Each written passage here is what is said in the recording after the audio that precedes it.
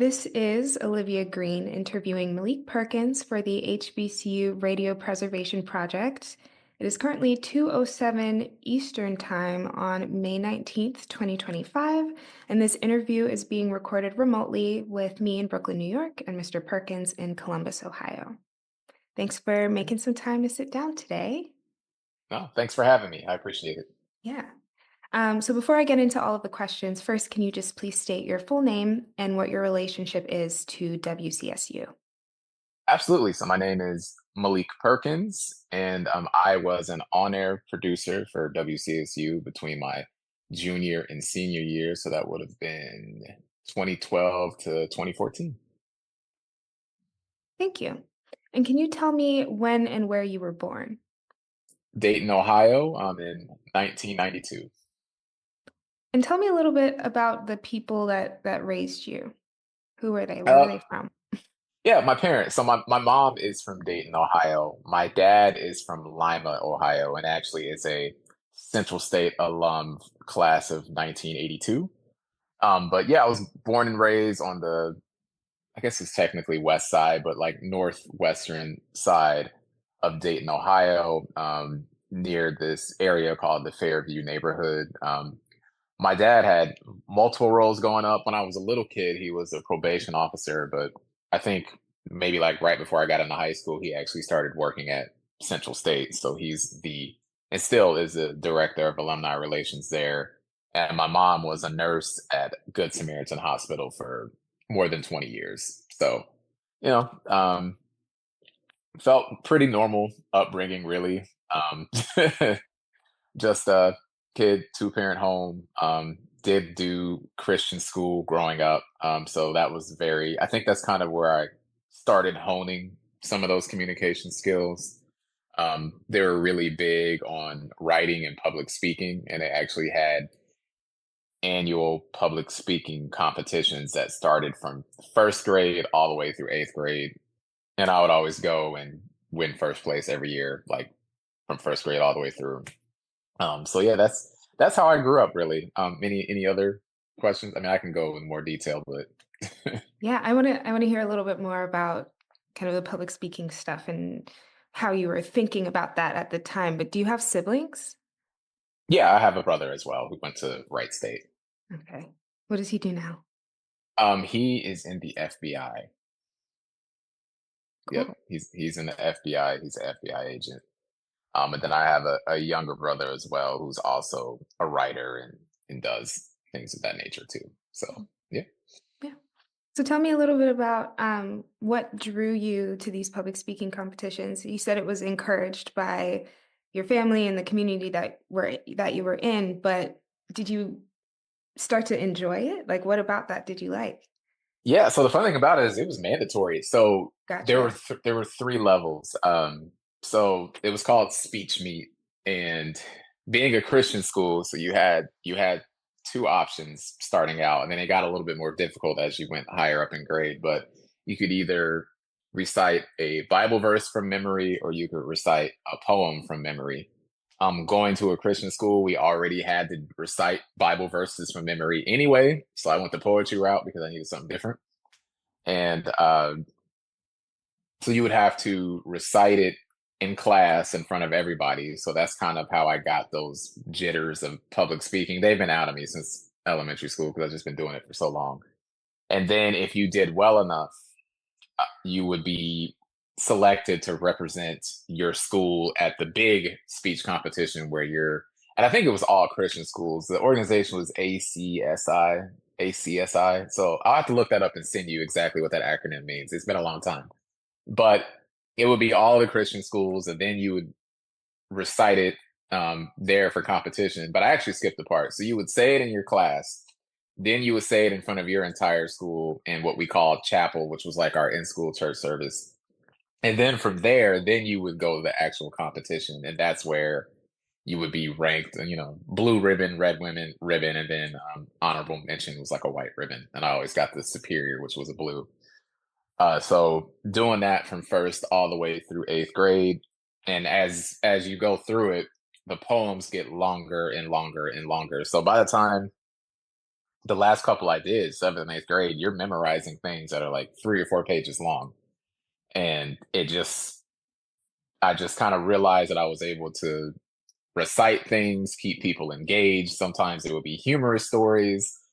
And I kind of enjoyed that interaction and people just kind of being amazed that you kind of had all this stuff in your brain and being able to recall that information. So that's kind of where I knew I was good at public speaking and then just being in front of an audience in general. Even though really I'm a shy person. Like outside of that, I'm not a spotlight guy. I don't really like going out. I'm very much in the background, but if I need to turn it on, I can. But I'm not a out there person like that at all, which is also kind of strange, but that's just how it is. Gotcha. And tell me about your earliest memories of radio. Was that something that your parents were listening to? Was there music playing in the house?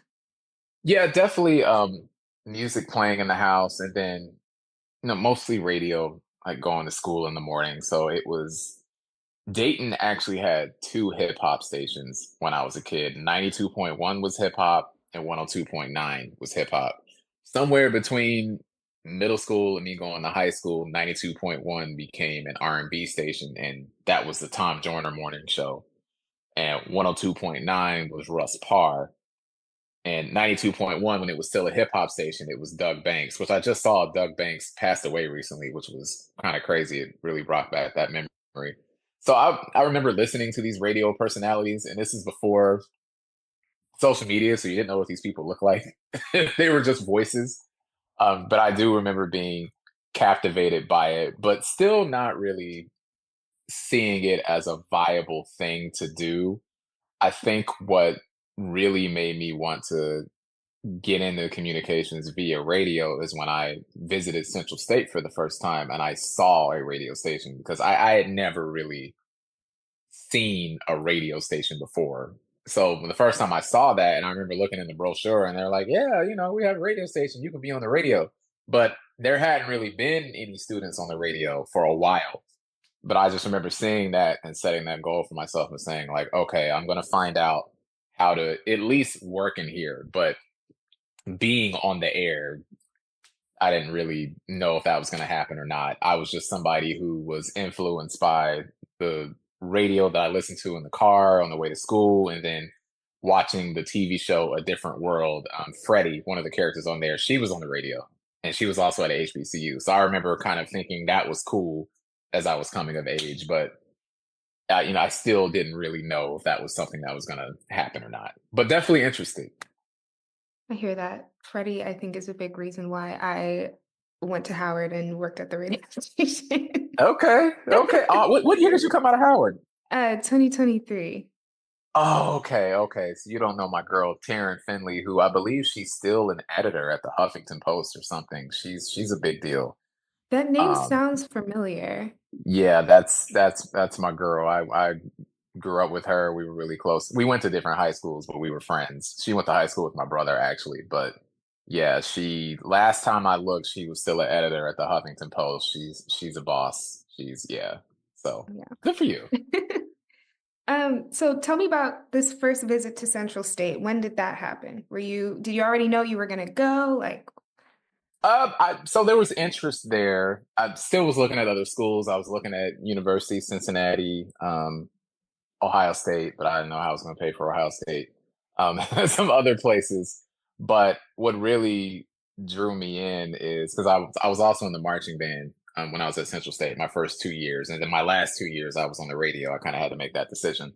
But hearing the marching band, seeing the culture, just seeing how connected everybody was, that really resonated me. But then when I finally had a chance to actually go back and see the radio station and it's there's people in there and it's happening live. And I know radio is really automated now, unfortunately, but to actually go in and see people in there doing their thing live on the mic, that was something that really stuck out to me. And I just remember saying to myself, I think I could do that if I was able to figure it out. My problem was I knew nothing about the technical side. I always joke that the only thing I knew about radio when I started was turning it on and turning it off. That was it. So I had to figure out, okay, how can I get in here and actually learn how the stuff works? Um, Somehow I was able, because a lot of people, when they look at TV or radio, they only think about the face that they see or the voice that they hear. They don't think about the technical things that it takes to make it run. And even if you think you are, I'm just going to be on air talent. Well, there are times where things go wrong and you better know what you're doing. So I just remember seeing it, but also realizing I really didn't know anything. So, Yeah. So I'm going to backtrack just a little bit. yeah, What high school did you go to? went to Dayton Christian High School. So I went to Dayton Okay. Christian K through 12. Um, it was interesting because when I first started going there, so it was a very strange setup. So the preschool all the way through the fourth grade was on the same site as the high school, but we were separated by a breezeway. And this was actually on Homewood Avenue in Dayton, which is around the corner from where my grandmother used to live. So in elementary school, my grandmother used to actually walk to the school and pick me up, and then we would walk to her house, and then my parents would get me when they got off work. But and then the middle school campus is on East Fifth Street, which is a little bit closer to downtown and on a different part of town. And that was where fifth through eighth grade was. And then when you got to high school, you would go back to Homewood. But what happened is when I finished sixth grade, they purchased the old NCR training facility out in Miami Township, which is kind of Dayton Mall area. So it's like 20 something minutes away, suburban. So it's not in the city anymore. And I ended up having to get bused. At one point, I was catching two buses to get home way out there. So the bus would pick us up at University of Dayton Arena and then drive us way out there. So it really changed the dynamics of the school because the location was different. They were pulling in the suburban students now who maybe didn't have a Christian school to go to. So that changed a lot of the dynamics too. But overall, great experience. But I just remember that really changing Just things a lot. being a transition. Yeah. What were Yeah. you focused on in high school? What kind of issues were you thinking about? What were you doing after school? Yeah, so I was always a reader and always kind of somewhat politically astute just because of how my parents were. So, I mean, my dad, I'm like 10 years old. Here's an autobiography of Malcolm X. Like, you know what I mean? So like we're watching Black history documentaries. So I was already pretty well read outside of school and pretty astute on Black history and things like that, which is important because unfortunately, a lot of times in schools, if you're not getting it at home, you're probably not going to get it. Just that's just the reality of it. So I was always aware of that, and my junior year is actually the year that Barack Obama became president. So I was kind of politically engaged at that time too, and there was a lot going on in the school around that. But outside of those things, I was pretty easygoing. My main things were sports and music because I played trumpet in high school and middle school. So my sports in high school were track and football. Track was definitely my best, and then also just band. So that's kind of where I was, and I was kind of in between worlds because I was band and I was sports. So I kind of like had this weird overlapping friend group, but it all went well. Did you have any jobs as a young person, like before college? I had a summer volunteer gig at Good Samaritan Hospital where my mom worked, where I did a lot of different things. At one point, I was in shipping and receiving in the warehouse of the hospital. I did patient escort. I worked the front desk. So that's mostly what I did. As far as like regular jobs during the school year, I just had so much on my plate. There was just, I mean, football practice, track practice, band practice, concerts, games, Mhm. and then all of that homework. There was really nowhere for me Yeah, to work a regular job, so I just didn't have the time. And I was fortunate enough where I wasn't dependent on that. So. right.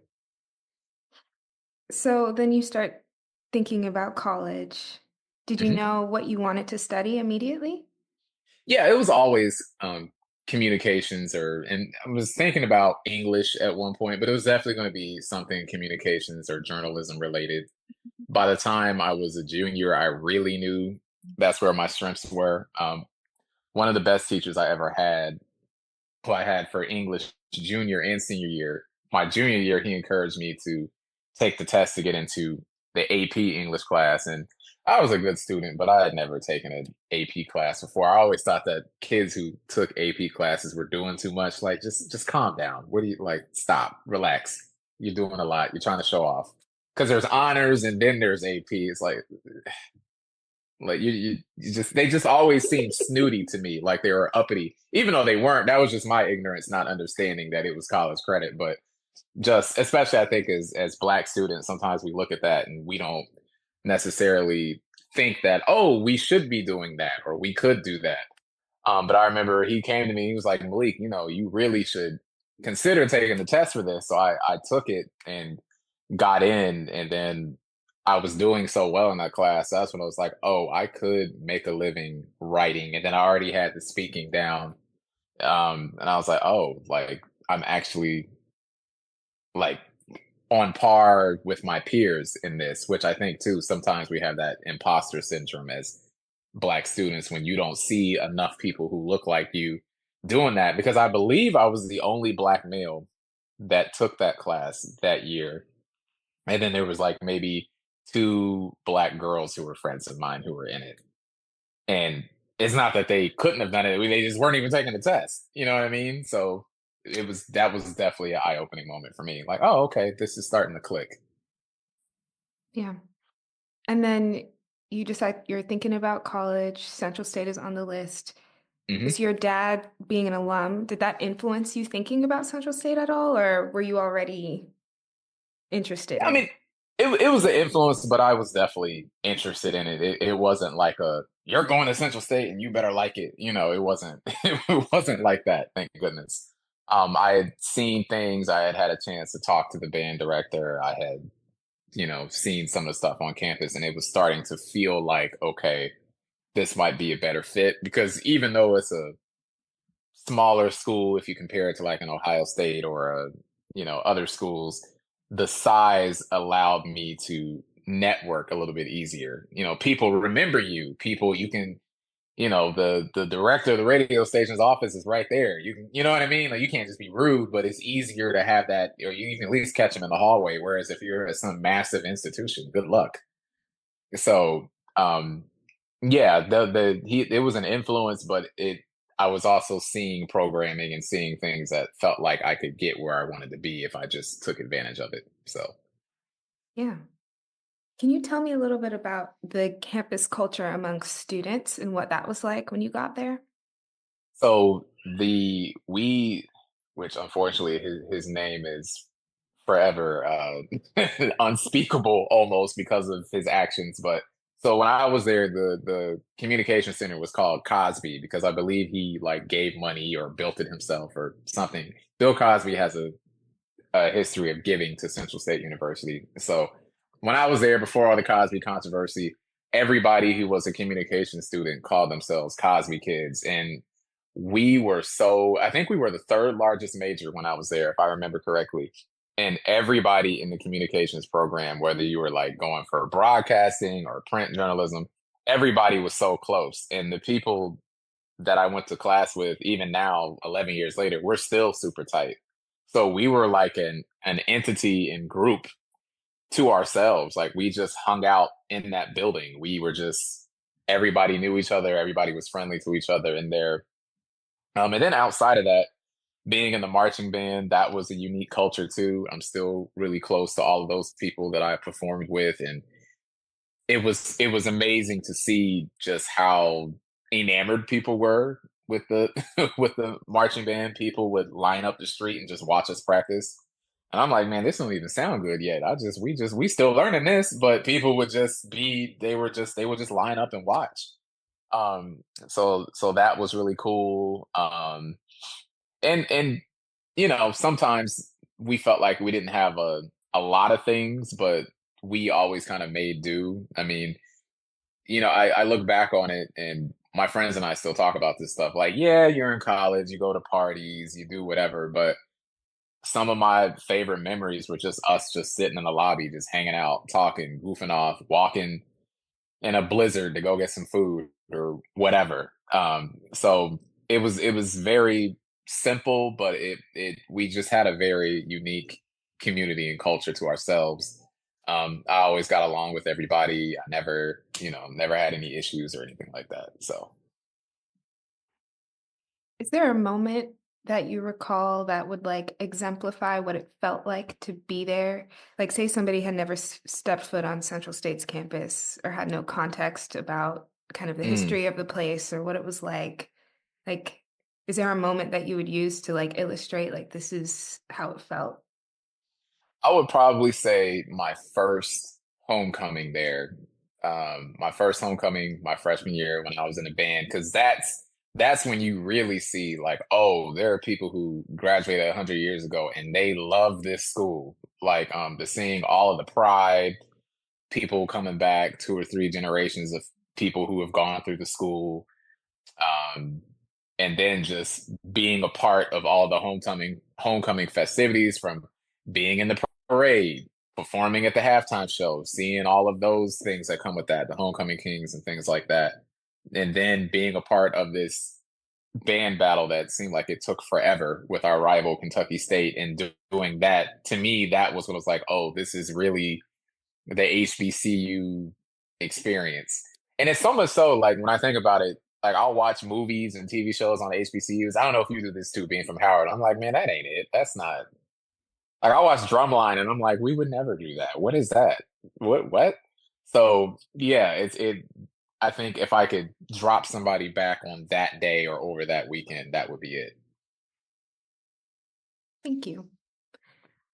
And were you part of, I know you were in the marching band and Mhm. later worked at the radio station, but other than that, were you part of any like organizations or clubs on campus? Yeah, too many. Um, yeah, gosh, okay. Debate team vice president, president of NABJ, and I might have been VP the year before I was president. I can't remember. But definitely president of NABJ. Um, and then I was Mr. College of Humanities, Arts, and Sciences my senior year, which that was all academic. I didn't run for that. They called me and my best friend to do that, which was interesting. And they didn't even know that we were friends like that. They just called us. So I did that. I was part of Student African American Brotherhood, where we mentored a lot of the younger guys. It was called SOB. I think Howard had a SOB chapter at one point. Yeah. So we did that. And I'm trying to think, of course, being on the radio, and I wrote for the newspaper, the Gold Torch. I think that's everything. I think. I was a little too busy. Senior year, I kind of had to trim the fat and say you are doing too much, you know. Yeah, that was my next So question. That's a lot. it's How too are you much. managing it? Being young, you just don't require a lot of sleep. You just do it. And I think too, because I mean, now they have like the new student center and things like that. We didn't have that. So the way that you just kind of got around was just being involved in stuff. So, you have a debate team meeting, you have an NABJ meeting, you have a whatever meeting, and that was just how you got around and did what you wanted to do. So, yeah. It was a lot though. Senior year, I definitely had to like step back and say, okay, I'm doing these 2 or 3 things, and then I have to let it go. So, Yeah. Okay, tell me a little bit about the political environment on campus when you were a student. So you get there in 2010, right? uh-huh. Yep. Okay. So what's going on? Well, everybody loves Obama because Okay. it's 2010. So, being at a HBCU, I think him being in office got a lot of people interested in politics, whether they agree or not with what he was doing. I think it definitely had people wanting to study it. It had people wanting to get involved with different things. From a somewhat political standpoint, one of the issues I took on was kind of like, some of the violent incidents that were happening around campus. And I don't say that to say it was like a war zone or anything. I mean, whenever you have a group of young people, there's going to be incidents, but that's one of the issues I would tackle by writing and things like that, and writing about it, trying to cover it and detail it, kind of putting a little bit of heat on administration to do something about it. So that's kind of where I leaned. politically. There were other organizations who leaned towards like, certain issues that impact women, um, issues that I think Flint might have been going on at that time. I have to go back and look. I think Flint happened while I was in school. I don't remember what year it was, but I think that might have been one of the issues too. I have to now I have to look it up. When was the Flint water crisis? Uh, water crisis. When wa- 2014, I Okay, think. yeah, yeah. Yeah. Was it before the spring? I mean, before the fall? Was it? It was in the spring of 2014, I Yeah, think. okay, Yeah. yeah. April. Yeah, so I Yep. remember that being a big thing too. When I was there and people rallying around that. I think we might have even got like bottled waters and sent them down there or up there, I think, too. So that those were some of the big things that we were talking about. Oh, and Tamir Rice. Tamir Rice, I think that was no. Trayvon Martin. Trayvon Martin, I believe, was when I was in school. I want to say. Tamir Rice, I remember being a news reporter when that happened, but I believe the Trayvon Martin situation happened when I was in school too. Yeah, February 2012. Yep, 2012. Yep. yep, yeah. So that was a big one. hmm And do you remember any kind of public affairs programming happening at WCSU that was talking about these issues? I wasn't. I got on WCSU. That it would have been that summer break of 2012. So we did have shows that covered it, like certain news shows that were syndicated that were covering it. I wasn't specifically talking about it because that wasn't the genre of my show, but we definitely did have like some of our shows on satellite that did address that issue for sure. I remember working and hearing it as I was logging music and doing all that stuff, trying to earn my stripes. Can you tell me a little bit about the student body's relationship to the radio station while you were there? Because I know you mentioned that students hadn't been super involved Mhm. previously. So, are they starting to get involved while you're there? Are students listening to the radio? What's that like? So no, students were not listening because it was a jazz radio station, and there was this thing where students were like, "Well, we want hip hop and R&B," and Professor Clay, who was over at my time, he was explaining to them like, "No, you already have hip hop stations. This is a public radio station. You have to have a niche that allows you to generate, income and allow you to kind of have your own market that you can dominate." I remember him explaining that to me. And I remember saying to myself, even though I grew up listening to hip hop radio, but I remember saying to myself, well, I play trumpet, so I've been introduced to jazz music. I have somewhat of an understanding. I've played in some jazz bands, even though it wasn't my forte, but I've experienced it. I know some of the names. And I remember saying to myself, well, if you learn how a radio station works, it really doesn't matter what it is. You just need to get in and learn how this stuff works. So I was one, and my a good friend of mine, Gio. We both had shows on back to back, so I would be from 6 to 8, and then he would come on from 8 to 10 in the evening.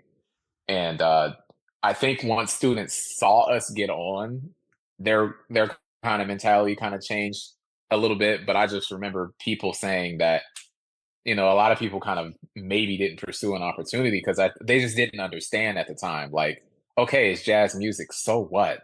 So what? Because even though I was still on air at WCSU, my first radio gig outside of that, when I was behind the scenes, it was 80s rock, country, and conservative talk radio. Three things I know nothing about. Or knew nothing about at the time. But because I was able to learn those fundamentals, though, I was able to carry that elsewhere. So yeah, I think there was just a disconnect up here. A lot of them thought that they needed to have ownership of the programming versus just learning what does it even mean to have programming at a radio station. And everybody's young, 18, 19, 20. They just sometimes you just can't see the big picture. So So tell me about kind of your first days on the job at WCSU. What did they have you doing? Did you know you wanted to be on air? What did that look like? I definitely, I mean, once you see it up close, you definitely realize that you would want to be on air. I had no idea if I would be or not. That was not part of the conversation. Part of the conversation is, come in here and just learn some stuff. It's like, you know, Professor Clay had a very much Karate Kid wax on, wax off style. So you're doing things and don't really realize how it correlates to later. But my first day I came in, all we did was just watch the audio levels, meaning that little green bar that goes up like that. That's it. That's all we did. We're just sitting here like, okay. Yeah, and if it goes into the red, turn it down some. I'm like, so that's all I'm doing. Yep. All right. Thought there would be a little bit more to this. Cool. Once I got that down and didn't blow anything up, we would start logging some of the music for the show. So huge library. This is CDs are still a thing, cassette tapes are still a thing, and even some records are back there. A lot of records are back there actually.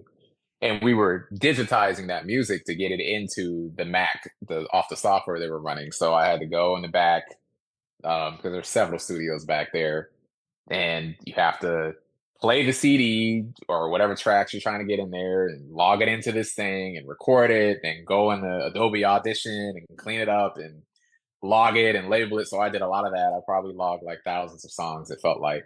But me not understanding, no, this isn't grunt work. Now you're learning who the artists are. Now you're learning who plays different instruments. Because when you have a jazz radio show, you have to say, okay, I played a trumpet this hour. I need a saxophone. Oh, I haven't played a flute in a while. Oh, I need a bass. But there's no way I would have known that if I wasn't doing that. But it just felt like grunt work at the time. But I was happy to be in there, so I just did it. It was like whatever, cool. And then once I kind of had that down, and this is all over the course of the same summer, so this is happening fast. I mean, it's wax on, wax off, but it's fast. And once I had that down, it turned into okay, you're going to engineer other people's shows. So we had on air talent already. They weren't students, but they were. Some of them were alumni though, and you're going to engineer the board for their show. So they're going to tell you what songs to queue up and when the breaks are, and you're going to cross fade and fade in and fade out. And that's how I learned how to work the board. Again, not I don't know what I'm getting prepared for. I'm just doing what I'm told. And then I think school might have started. I just get called in one day, and Professor Clay's like, "Oh, you're going on today." I'm like, "What?" So yeah, so he just threw me out there. First show, not good at all. Second show, not good, but I think maybe about a month in, it got decent. Um, and then over the course, by the time I've been doing it for a few months, it just felt natural. But going through that entire process of understanding the levels, knowing how to log the music, therefore learning all the artists, working somebody else's show, and then getting a show. And the fun part about it was having my boy Gio with me because he was on from 8 to 10. So I would be on my show, he'd be in the studio doing his homework, chilling or whatever in the corner, and then he'd come over, I introduce him, put him on, try to send him on with a popular song or something so he could carry it. And I would be doing my homework, and then we had a key to the building, we lock up and we leave, you know? So that's probably one of my fondest memories is just being able to be in there. And the fact that they trusted us with a key, we were like, you gave us a key? Are you crazy? But there was cameras in the building, so what could we do? But I'm like, you gave us a key. You are crazy. But yeah, it worked out. What was your show called? It was called Jazz at Sundown. That was the name of my show because it came on from 6 to 8, and it was a contemporary show. So it was new artists. It wasn't where my friend's show. His was like the classics, Miles Davis and things like that. I was playing like Lettucey and people that were a little bit newer, Bob Baldwin. So that kind of helped me out too because it's like, okay, well, I'm not in the Stone Ages. I'm still playing things I know or to try to kind of get my friends to listen. Because again, you learn this while you're back there. Jay-Z's entire album of Reasonable Doubt is all jazz samples. So like all of those songs are in there. And then I could come on and say, oh, Jay-Z sampled this, Ice Cube sampled this, J. Cole used this. So I was kind of able to do that as well. So try to keep it somewhat fresh. Do you remember what kind of feedback you were getting about the show, either from your friends, from family, from Oh yeah, yeah. mentors? Good feedback once I knew what I was doing. Just encouragement when you first start and you're not very good. Like, oh, keep at it. But then once you get good at it, people would listen. My dad would usually have it on in his office. But yeah, and then it got to a point where I think the student body, especially the younger people, they were looking and realizing like, oh, this is kind of the path. This is what you have to do. Yeah, it's jazz, but look what he's doing. Look at what they're doing. Oh, okay, now I can come in. And so I felt like we kind of wasn't necessarily a barrier, but I just think there was a paradigm shift in like how people viewed it mentally. And I think that me and my friends who are over there, I had another friend who would go and read the news and stuff like that. I think that we kind of changed perspective of it just by showing that you got to go in here, you got to work. It might be unfamiliar territory, but everything's not going to be familiar all the time. So Yeah. What do you think that experience taught you about yourself?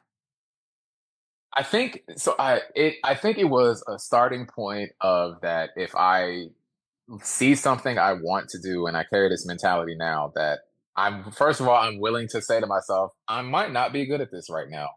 I don't know anything about this, but if I see something I want to do, I will put the time in. I will go through this was a bad show, this was a whatever, this was a disaster day, and work at it until I eventually get where I want to be. As cliche as it sounds, but from the radio station to becoming a TV reporter to even working at Ohio State. Like I just believe that if I set a goal for myself, I'm willing to work at it until I get there. And it doesn't necessarily have to be a pretty road or a straight road, but I'm just honest with myself. Like, I don't know anything about this right now, but I'll figure it out. I'll get there because I feel like everybody starts there. And I think sometimes we look at people in certain positions and we say like, oh, but they know how to do such and such, but they didn't always know how to do that. And I think especially for us, we don't. Some of us have access to these things growing up. Some of us don't. I didn't. I was not a radio prodigy or TV prodigy or anything like that. I just worked at it. So that's really what I took away from it. Is just work at it and you'll get there. Yeah. And last thing about the show, did you have an air check? What you mean? Oh, like Your a. what it do you remember it? Oh man. Oh shoot. Uh Lord have mercy. It was like some along like this is Jazz at Sundown on Jazzy 88.9 WCSU for the Jazz in You or something like that. Something Okay. more eloquent. I'm trying to remember. I have CDs of the show. Now I'm gonna have to play one and figure it out. But yeah, something like that. We Yep. would love to hear one of the shows if you I'll try to find it. I can have some find some. CDs. The school probably has some CDs still too. But yeah, I'll see if I have some and try to send you a file or something. Okay, amazing. That's hilarious. Oh man. Whew. Um, Uh, so tell me a little bit more about working with Ed Clay. For people who don't know, who is he? Um, and what was it like to have him as a mentor? Well, first of all, the man has 1 million Emmys or something crazy like that. It's ridiculous. I was gifted one after he passed away that I have in my office, which is now my son's room.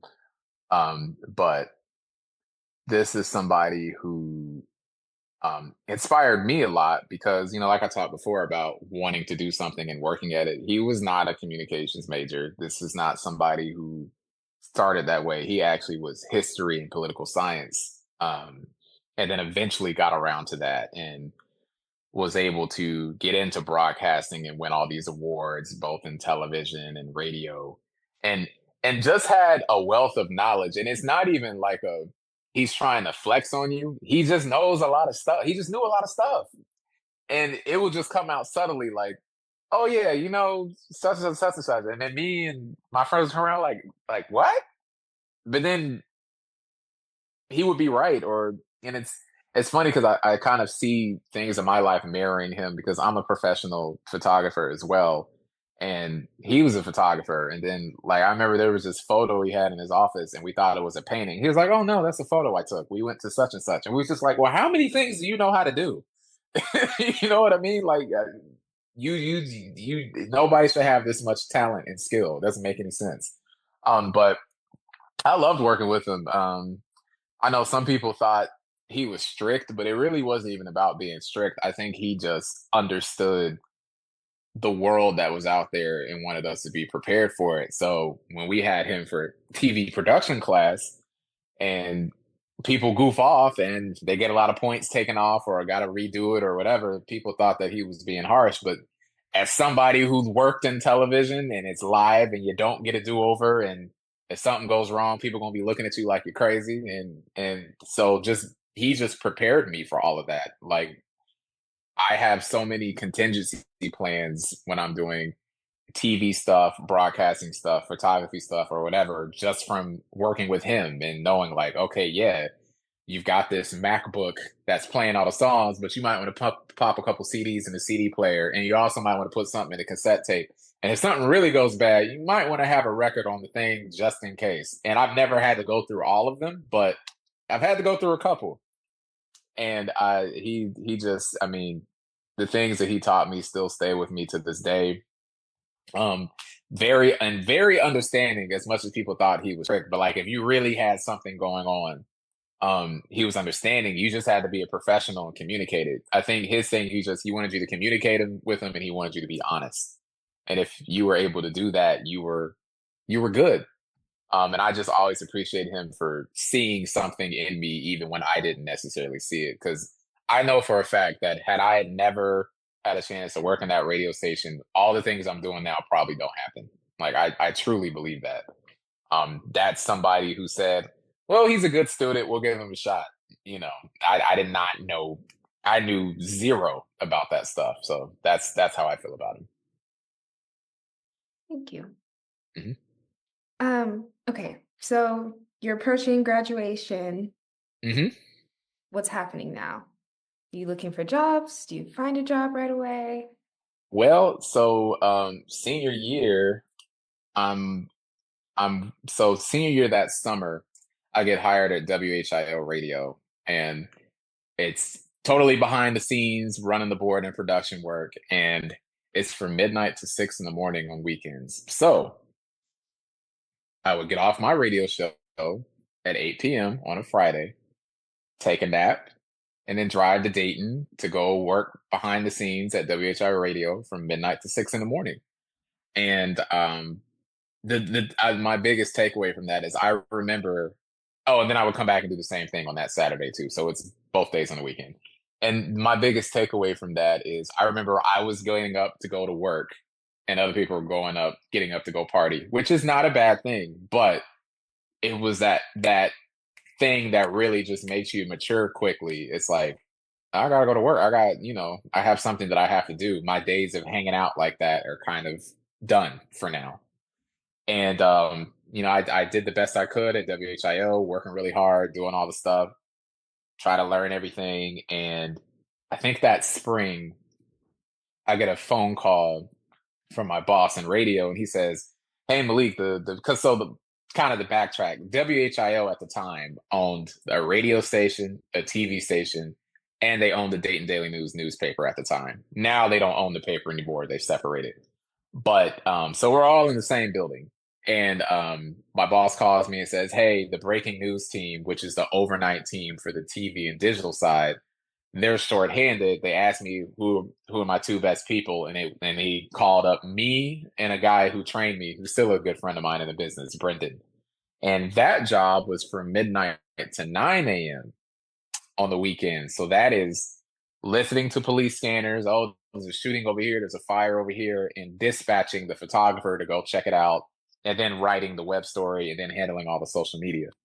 So I did that for a few months, and then a lady named Karen Golden, who was a really big time anchor and news reporter at that station, but she was working managing behind the scenes. Then she had been on for years.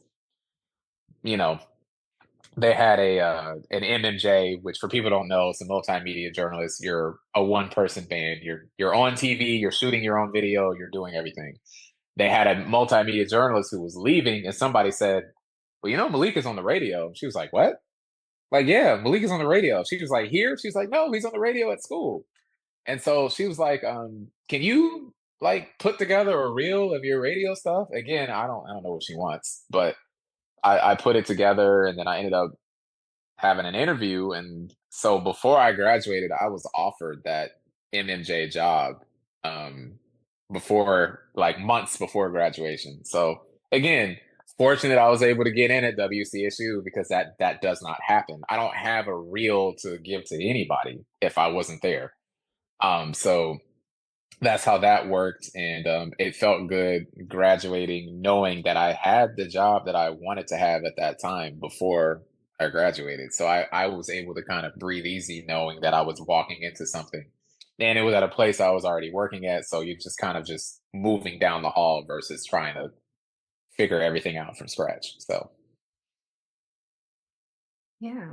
And how are you like thinking about your own ability and skill at this point? Because I remember you talked about like having a moment where you realized that you were on par with your peers and like mhm, dealing with the imposter syndrome that happens to so many of us. Like in this moment, mhm. how are you thinking about yourself? Oh, I knew I was good. I knew I was good. Not cocky because it's like, all right, this is TV and there's a whole new bag I have to learn because I was not, my video production skills were not there at that time. But I knew that I could learn it if I was just given a fair chance to learn it. But I knew that I could learn stuff. I knew I could grasp stuff. I knew that I could retain information. So I felt good about it, and I knew that I sounded good on TV. I know that if that camera's pointing at me and I know what I'm talking about, that I can deliver it. I was very confident about that.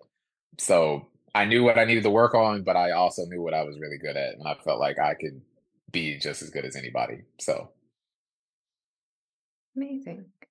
Tell me about some of the early stories that you worked on there, some of the things that you were proud of. Yeah, so early stories were just just little filler stuff because you're still learning. I think like one of my first TV stories was a guy was punching his dog at some shady motel and it was caught on camera. It was just like, what? Why am I here? But that's the type of stuff that you do because you're not getting Watergate. You don't know what you're talking about yet. But as time went on, some of the stories that I did, I was really proud of was I was still working. So to kind of backtrack a little bit, when I came on, I had this very weird schedule, but it ended up working to my benefit. But so still weekends, midnight to 9 in the morning. But then Monday, so sleep all day after you get off at 9 in the morning on Sunday, hopefully, if you can. And then Monday, come in from 9 a.m. to 6:30 p.m. And then I would do that Monday through Wednesday. So it almost felt like I only had one day off, which was Thursday, because Friday you're just waiting all day to go to work that night. So very weird and very taxing on the body. But because I was working those overnights and going to all that crazy stuff that happens, Monday I could come in and follow it. Or even if I didn't follow it, people would say in a meeting, like, yeah, Malik was at that scene. Malik got the video. So it's kind of like building my credibility with my peers that, like, okay, like, hold on, he was the only one at that scene. Okay, wait a minute, he got that interview. So one of the ones I was proud of, and this is crime stuff, just trigger warning, but there was this dude who broke out. So he was in custody. I don't remember what he did initially. Young guy in his early 20s, maybe late teens, gets arrested. Something happens to him during the arrest. He has to go to the hospital in Xenia. This man breaks out of the hospital in Xenia. And so now there's this manhunt. So I'm literally in a news SUV. We're like trying to track and listen to police and see if we can be there when they bust him. And took all night. I don't think this ended until like 7 or 8 o'clock in the morning. And I was able to find where he was. I got there right when police was there and got footage of him getting arrested and then interviewed his girlfriend. And she just spilled the beans on everything. Apparently, this kid broke out of the hospital, broke into an old lady's house, held her at knife point, and made her drive him to his girlfriend's house so that he could say goodbye before he went to jail. It was crazy. But I'm the only person there getting this, and I'm just interviewing this girl, and she's just telling me everything. And I was really proud that I was able to get that story and beat the competition, so to speak. That was one. As far as I was able to do some stuff on social issues as well. I was able to pull some data and find out that a lot of times when young black women are killed in homicides by shootings, a lot of times, if you're not counting domestic violence, a lot of times they're not the target. It's a boyfriend or a brother. It's usually a boyfriend, which kind of started this conversation about what are men doing that is endangering the women around them, and then also from a cultural standpoint, why are these men desirable? What's going on? What is the music or the movie saying that's telling young black girls, I need to be with a gangbanger? And a lot of times I would interview them and they would say, well, he keeps me safe. Well, he doesn't. He's a target. And some of the stories that I pulled, unfortunately, were a couple of young ladies that I knew because I'm from Dayton, where they were just in his car. They were just in the guy's car. One of them was sitting in the car with him outside of a club, and the other one, she was just driving his car, and his enemy saw the car and shot it up. So to kind of bring those types of conversations to the forefront, I was proud of that. And then I was also proud of the stories that I did around food insecurity and talking about like, hey, this side of Dayton does not have a grocery store. Well, there's a grocery store 15, 20 minutes away. Okay, well, here's the elderly population. Here's the disabled population. They can't do that. They can't ride on a bus all day. How many bags can you realistically take home with you if you ride on a bus? So bringing those conversations forward too, I was really proud to do that. I think at one point I think I got on a bus and like tracked the time or something like that one time. I have to try to remember. It's hard to remember because I was doing like three stories a day, but I think at one point we got on a bus or we followed a bus and tracked how long it actually takes. And it's like all day or something crazy like that. So Wow, yeah.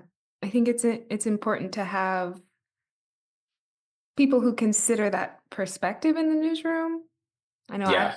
I've been in a bunch of newsrooms where, yeah, it would be like, yeah, there would be one voice, Yeah. kind of. Was that your experience at all? Yeah, so when I first started, I mean, so I came in from the breaking news team. So Mhm. a lot of what I was doing was that. But the benefit, again, even though it was very hard because TV stories and print stories do not always agree, you can write a beautiful front page story about an apartment that's being built somewhere and people are mad about it. TV, that's probably a VO because you have nothing to show but an empty field. Maybe schematics, but who wants to look at that for 2 minutes? Nobody. So I was able to sneak in some of those social stories because they fall in that sweet spot of print and TV. You can write about that for days. And if you can get the right people and show, hey, here's the Kroger that's run down, that's been closed for 10 years. Here's the Walmart. Here's what this person says who's lived here for 40 years. I was able to kind of feed all of the different platforms because I had to turn a story for TV, sit down, write it for the paper, and then also leave voices for the radio station. So we had to do it all that same day. But yeah, having people that thought that was news was important, and I'm fortunate to have those. Sometimes it got shot down, and that happens. You just try not to take it personal, and I'd always would look at it like, well, my sales pitch needs to be better because if I have I look at that now, like even being a professional photographer, when I'm trying to close a deal for something, it's like if I get turned down, my pitch just wasn't good enough. Because if I feel like if I really pitch you something, it's you'll go with it. So I just try to build on it like that.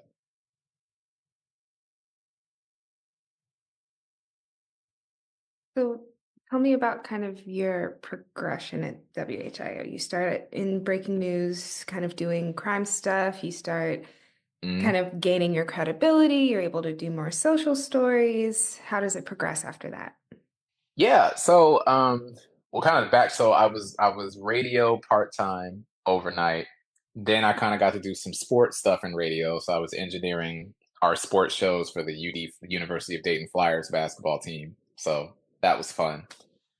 then coming over to the TV side, overnight breaking news stuff, which is really how you learn how to conduct interviews because it's 2 o'clock in the morning. You don't have a show that you're trying to turn this for, so you learn how to slow down and learn how to shoot a scene, learn how to talk to police, learn who the police are, sheriff, whoever. So that really helped me out. Then, you get to a point where you're pitching your own stories and being able to do some social things and things like that. And I think that all of that progressed. The big thing that I did was really them trusting me to go up to Ohio State to cover John Kasich announcing he was running for president. So that was big. And the fact that they sent me up there, I was like, oh, okay, you know, really big deal. So covering that, interviewing him with like 50 other reporters. So it's not like it was it was a press scrum. So doing that, um, that was really cool. Learning how to cover those types of issues, covering his supporters. There's some people outside protesting him running, learning how to be fair and balanced with that, and kind of covering that entire election cycle was really big for me. Um, and then even outside of that, covering like breaking news stories that go national. So there was a shooting at the Walmart in Beaver Creek, John Crawford III. So a lot of us went out there, but I was also at that scene and worked some angles on that story too. That police shooting, I actually knocked on the door of the guy who called the police on him, where it kind of came out that he was either lying or very, very much mistaken about what he saw. Videotape makes me feel like he was lying. I'm not a reporter anymore, so I feel like I can say that. But yeah, so that was interesting. But I think being able to be part of some of those stories that went national was also really cool. And how is your relationship with Central State and WCSU evolving kind of during your early career? Are you still Oh, going I'm back for homecoming? Like, how in touch are you with people back there? Yeah, homecoming was a little bit hard to get back to because of my schedule, but still speaking to classes whenever I can, still communicating with professors that are in the program, trying to tell them like, hey, this is what a newsroom looks like right now. You need to consider this, you need to consider that, which is something I still do now, but always stayed close, and I always will because, like I said, like I know for a fact that everything I'm doing is because of the foundation I got at Central State and specifically WCSU. So I feel like I owe that to make sure I'm both accessible to students. I'm always telling students like hit me on LinkedIn, hit me whenever. I'm always, if I see a job opportunity, um, back then and now, sharing that with professors so that they can share that with students. I did have a couple of Central State interns when I was at WHIO, so just always trying to pay it forward, really. And what kinds of things are you talking to classes about Back then or now? back then? Back then, just making sure that, hey, if you want to be a news reporter or in this era, number one, just making sure you understand what the job is. The MMJ thing is a lot. Mhm. And it was new. I mean, this is 11 years ago. So the challenge with it is you're an MMJ, but your managers weren't. Most of the time, if you work at a newspaper, your editor was a reporter before. Maybe your news director was a producer, or in my case, my news director was a videographer before. But I have a job and there's really no guidance because nobody has done it because it's so new. And so I remember trying to prepare them for that. Like, I want to at least be kind of like the OG to tell you this is what you need to think about. And then just making sure they understood how competitive it is. It's TV is so competitive. I mean, somebody just might not like your look. Like I've known people in the business at other stations who like, yeah, I started losing my hair and they told me they don't want a guy with a receding hairline. But he was good, or different things with women, black women hair, things like that. I certainly couldn't have had my hair like this. So, just making sure they were aware of all those things. Yeah. And tell me about how you got from WHIO to Ohio State. What was that Yeah. progression like? So was at WHO for a total of 5 years. 4 years full time. And then I just got to the point where, I had read years before that if you're looking at your boss's job and your boss's boss's job and you don't want either one of them, you probably need to move on. Because I was just like, I didn't want to be an editor and I didn't want to be a news director. And there's no shame in any of that. I just know I didn't want to do that. I felt like I wanted my lifestyle to slow down a little bit, be social. I mean, I met my wife years after news. It's like I probably wouldn't have done any of that had I still been working like that. So I actually ended up working at uh, the third largest profit in Ohio, Mid Ohio Food Bank, which is now they go by Mid Ohio Food Collective. But I went there in 2018 to do public relations and marketing. And so still on TV quite a bit. Though I really didn't care for it that much anymore, but I still did it because I was a spokesperson. So I would go and do all of the TV stories, news stories that we had. Whenever they needed me on like the talk shows and stuff, I would go and do that. And the amazing thing that came out of that is even though this is awful, but when COVID hit, we ended up doing a lot of national news stories around hunger. So I had the opportunity to work with Nicole Young and Scott Pelley from 60 Minutes. I got to work with CBS, Good Morning America, New York Times, Reuters. So like now I have all of these national news outlet connections because I was at the food bank. Whereas if I had stayed at WHIO, probably not. So worked there for 4 years, worked with some really good people, learned a lot. That's where I kind of learned the public relations and marketing side of communications and kind of doing TV coverage from the other side of it. So now it's like, okay, I know that how to prepare for an interview, but still having the sensitivity towards reporters because I know they're on deadline. So I always responded quickly and I still do at Ohio State, but making sure that we're prepared, we're protecting ourselves and things like that. So I was there for 4 years and then came to Ohio State in 2023, that January. And I work for the Enterprise of Research, Innovation, and Knowledge, which the easy way to say that is I do marketing and communications for our inventors and researchers and entrepreneurs. So it's a lot of fun.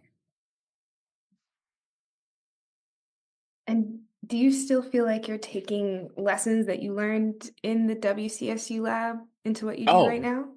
absolutely, daily. I mean, even both the lessons and just having the mentality. Again, when I went to the food bank, I didn't know anything about public relations and marketing. I was just, but people see that you were a news reporter and you were on the radio, and they're just like, "Well, he would be good." It's like, okay, I've never put together a marketing plan at that point ever. I don't. Okay, you're taking a lot of faith here, but but now, just the work ethic, the knowing that I will eventually get it. Because coming to Ohio State, okay, really, really big school, a lot of acronyms, a lot of programs, a lot of faces to learn. Learning their systems, learning their AP style, which is not regular AP style. So just really just taking all of that in, and I think the biggest thing that I take everywhere I go, and people still comment on it, is that I just remain calm in work situations because you can't freak out if something's going on. And being in broadcasting, both radio and TV, a lot of times people don't really know until you point it out. But if you show it on your face that something is wrong, or you're freaking out, or your voice is trembling, then you alarm other people. And I've been able to take those lessons where, maybe something's not going as planned, but other people don't have to know that. We can restructure this however we need to. I think, and that's probably one of the biggest takeaways. So, You made a commencement speech at CSU, right? mhm. When did that Yeah, happen? I think 2018. I think it was the same year I left, so it would have been spring 2018. Okay. Yeah. And what was your overall message to students? My overall message is that I wanted them to stick together because I was in a very challenging place at that point in my career because it was like I knew that just the way that news was, it was too taxing. I just couldn't keep doing it. I couldn't keep working those hours. I couldn't, you want to make more money. You don't want to, it just all of that stuff. But I was good because I was still very much connected to the people that I went to school with. So I kind of just wanted them to know that, when those times come, to just make sure that you guys remain close and be able to uplift each other. And maybe because you're close, maybe you have an opportunity for a friend. I mean, one of my best friends works at Ohio State with me. And when he told me he was looking at it, because I'm there, I'm able to be a reference and say, hey, take a look at this guy. So I think that's really what going to a university is really supposed to be about, especially in HBCU, as we are entering these spaces that may not have a lot of us there. So that was kind of my main message. Yeah. And so h- is that similar to kind of what you're telling students today in classes? I do. I still tell them that today, but my message, my a lot of my message today is just telling them to not wait, like get started. You have with all of this stuff and social media and everything, which was still kind of in its, I won't say it was in its infancy, but it definitely wasn't where it is now. But I tell them all the time, like, if you want to be a writer, then you need to set up a Wix site and write, or go on LinkedIn and click LinkedIn article and publish it. If you want to shoot stuff, okay, maybe you can't get your hands on a camera, but you're TikToking all day, shoot something with your phone. So my message to them is to just get started. Now, still have somebody who knows what they're talking about in your network to look at it and help you out. Don't just think that you know it all and you'll never need to improve. But when I'm looking at the landscape and working at Ohio State and seeing that these kids are already doing research, they're already starting businesses, they're inventing things as students, as freshmen, sophomores. I just want HBCU students and Central State students to know that, you have to get started. And I know that it's college and you want to have fun and, and you should still do that, but you have to be competitive in this global market that we're in. Um, and just wanting them to get started and already start thinking about, where do I potentially want to work? Maybe I need an intern there. Maybe I just need to visit. Some of these places have tours, and just put some names to some faces and say, hey, I'm a student, I'm studying such and such. I just wanted to check this out. So just trying to get them to seize those opportunities a little bit sooner. Yeah.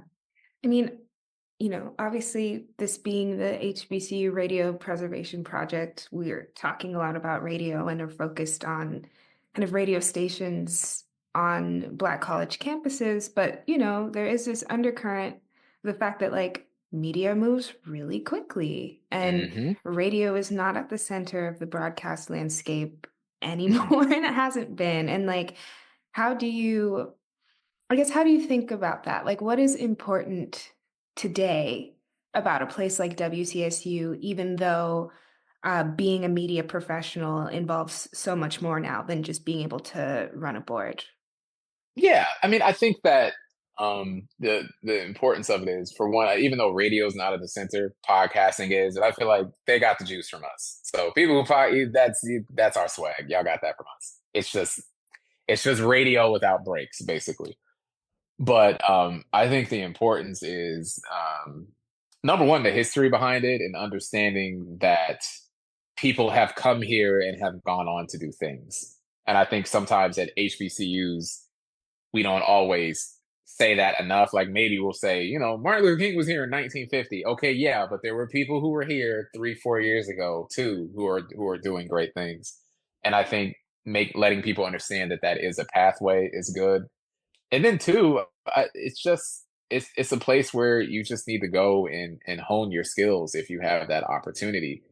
If you're not very good at public speaking, work that out there. If you're not familiar with Adobe Audition and things like that, work that out there. That way, when you have those opportunities, you can take it. Because I was doing that stuff there when WHIO came calling and I'm in an interview, I know the terminology, I know the language, I know what I'm supposed to say, I know how things work. So just use that as your preparation, whether you go whatever it is you want to do. Because like I said, I didn't have a TV reel. I had a radio reel, but a radio reel got me a TV job. So Without it, I don't have anything. And can you reflect on why having a space like that is particularly important at an HBCU? Sure.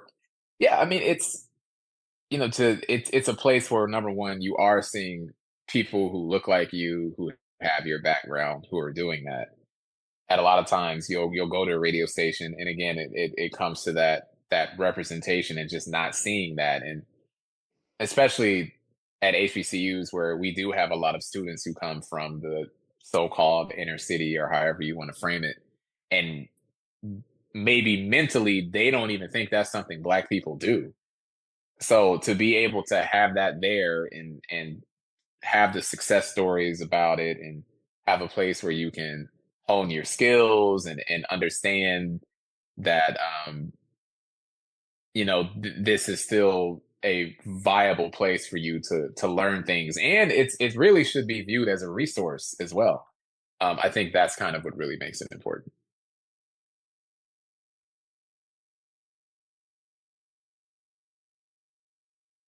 Have you heard about Radio?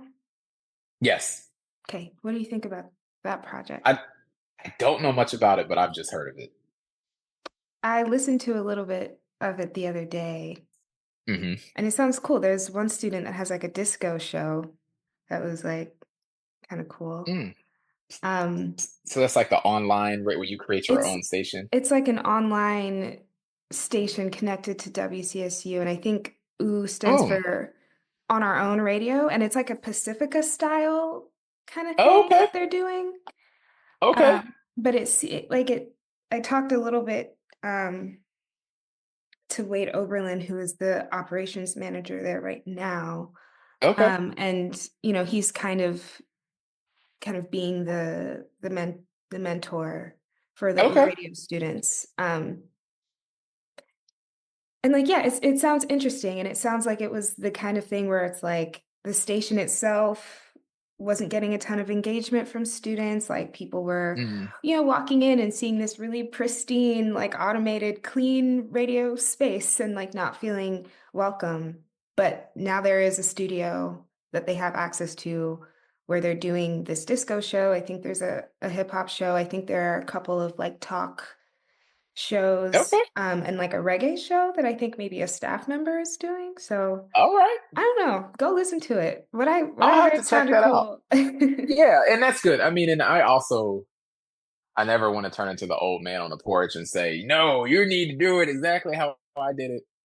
But I also understand the generational. I mean, I've been out of school for 11 years, so just a radio station in general to them might not mean what it meant to me just in general, but to hear that they're learning and creating stuff, I mean, that's I think that's what it's all about regardless of the path. I know for me being in that booth and going back and actually seeing all of that stuff helped grow me, so I'm very happy about my process, but as long as they're still growing and enjoying themselves and things like that. And we're in a digital era. I mean, I was on the actual airways, so a little bit different. But yeah, if it's good for them, then good for them. I'll have to take a listen. Yeah. Can you reflect?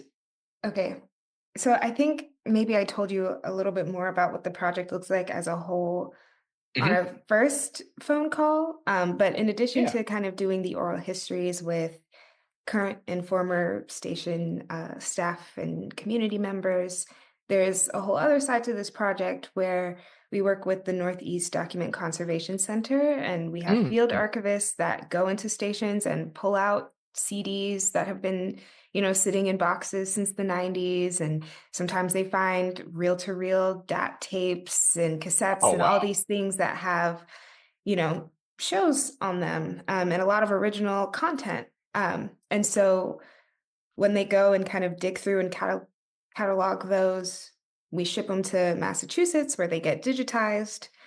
Mm. And then obviously we send the original materials back to the stations. And then the stations can also make their decision about what they want to do with the digitized copies, if they want them on an online repository that we can help facilitate, or if they want to have them in their own repository, or they don't want to have them housed anywhere. Um, but considering that we're doing that side of preservation in addition to kind of trying to create the historical narratives of the stations themselves, can you Mhm. reflect on this project as a whole, um, and what it means to be doing this work today? Yeah, I mean, for one, it's an honor, I think, to even speak with you and be a part of it.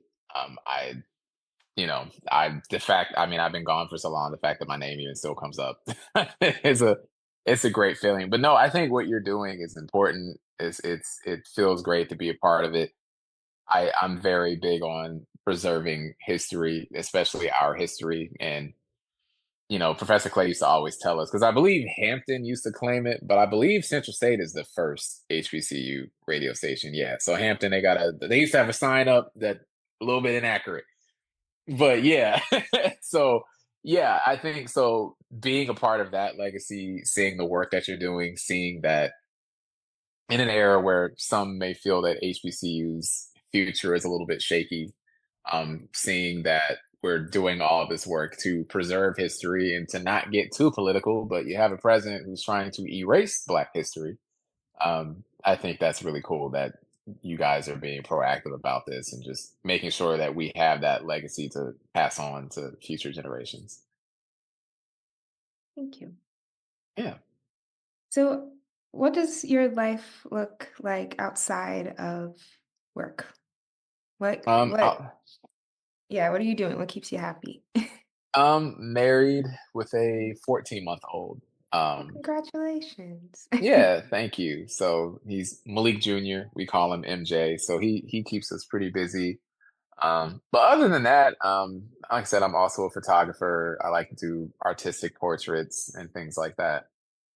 There is a business side of that, and there's also like the hobby side of it. But my life is pretty simple. I'm pretty low key. Like I said, I just kind of take care of my family, meet up with friends when I can, and yeah, that's pretty much it. The kid keeps us really busy. So, And what would you say is your proudest accomplishment in life so far? outside of being a dad, because that'll always be number one, being a dad and being a husband, of course. But outside of that, I would say just being able to say things literally with my mouth and have a hyper focus on them, and then being able to eventually do them from saying I wanted to be a part of the marching band and going through that process and figuring that out, to being on the radio station and figuring that out, to even just um, one of the first times I visited campus and saw that we had a Alpha Kappa Mu honor society and saying like, oh, okay, I want to be in the honor society. So I think just I'm proud that throughout all the stages in my life, I've been able to eventually achieve the goals that I set for myself. And when you've done that enough times, you just feel like, okay, like I know that I have that ability to do that. I mean, even if it takes a while, like I wanted to go straight from WHIO to Ohio State, but okay, I'm interviewing, don't quite have the marketing stuff. Okay, I need to go over here first to Mid Ohio Food Bank and get that down. Okay, now I've got that down. Now I'm over here. So I think being able to just plan and strategize my life is something that I'm really proud of. Thank you. Yeah. Those are basically all of the questions that I have for you, but I always like Okay. to ask, is there anything that we didn't talk about that you think is important to add, either about your kind of personal experience or about WCSU or about HBCU radio as a whole? I think that's just as I'm thinking about it.